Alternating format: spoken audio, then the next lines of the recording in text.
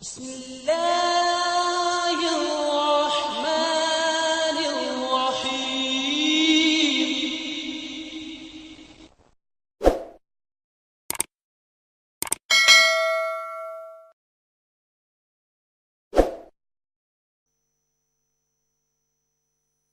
اسلام سے نہ بھاگو، راہ خدا یہی ہے، اے سونے والو جاگو، شمس الضحیٰ یہی ہے۔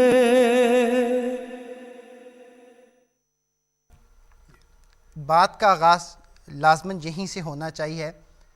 کہا یہ جاتا ہے کہ بانی جماعت احمدیہ حضرت مرزا غلام احمد قادیانی مسیح موعود و مہدی موعود علیہ الصلوۃ والسلام ختم نبوت کے منکر ہیں۔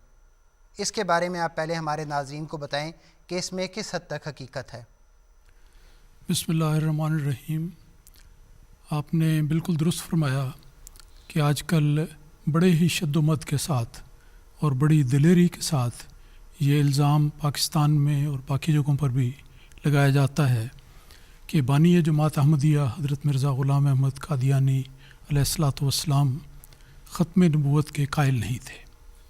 گویا انہوں نے ختم نبوت کے منصب کو اس کے بیان کو چھوڑ کر کچھ ایسی باتیں بیان کی ہیں جو اس کے خلاف ہیں، اور یہ جمہور مسلمانوں کی نظر میں ایک ایسا الزام ہے جس سے بڑا الزام تصور نہیں کیا جا سکتا۔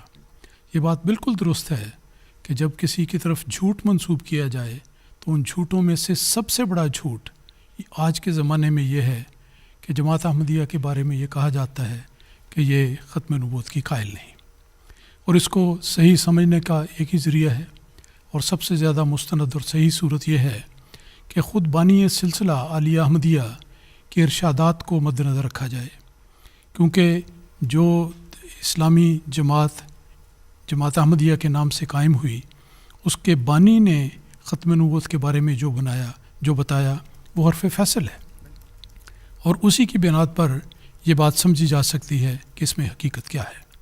تو یہ بہت اہم سوال ہے۔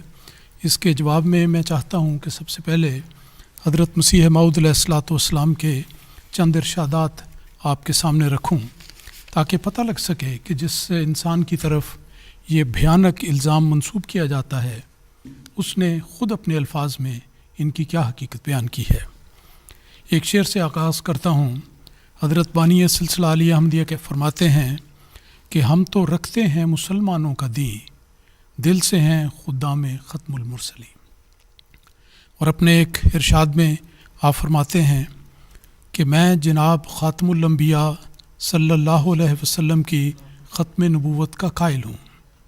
اب ہمارے ناظرین یہ خیال رکھیں کہ دعویٰ یہ کیا جاتا ہے کہ آپ ختم نبوت کے قائل نہیں، اور آپ سنیں گے کہ کتنی بار آپ نے پوری وضاحت کے ساتھ اور حلفیہ اس بات کا اقرار کیا ہے کہ میں ختم نبوت کا قائل ہوں۔ میں جناب خاتم الانبیاء صلی اللہ علیہ وسلم کی ختم نبوت کا قائل ہوں، اور جو شخص ختم نبوت کا منکر ہو اس کو بے دین اور دائرہ اسلام سے خارج سمجھتا ہوں۔ پھر آپ ایک دوسرے ارشاد میں فرماتے ہیں کہ مجھے اللہ جل شانہ کی قسم ہے کہ میں کافر نہیں۔ یہ خطاب جو بڑی سہولت کے ساتھ اور شدت کے ساتھ اور بڑے زور کے ساتھ پاکستان میں اور دیگر جگہوں پہ بیان کیا جاتا ہے، اس کی واضح تردید ہے۔ مجھے اللہ جل شانہ کی قسم ہے کہ میں کافر نہیں، لا الہ الا اللہ محمد الرسول اللہ پر میرا عقیدہ ہے، اور ولیکن رسول اللہ و خاتم النبیین پر آن حضرت صلی اللہ علیہ وسلم کی نسبت میرا ایمان ہے۔ یہ دو حوالے ہوئے۔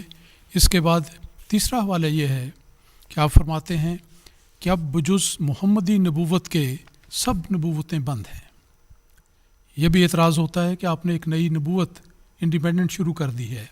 جواب اس کا یہ ہے کہ آپ فرماتے ہیں کہ اب بجز محمدی نبوت کے سب نبوتیں بند ہیں، شریعت والا نبی کوئی نہیں آ سکتا اور بغیر شریعت کے نبی ہو سکتا ہے مگر وہی جو پہلے امتی ہو۔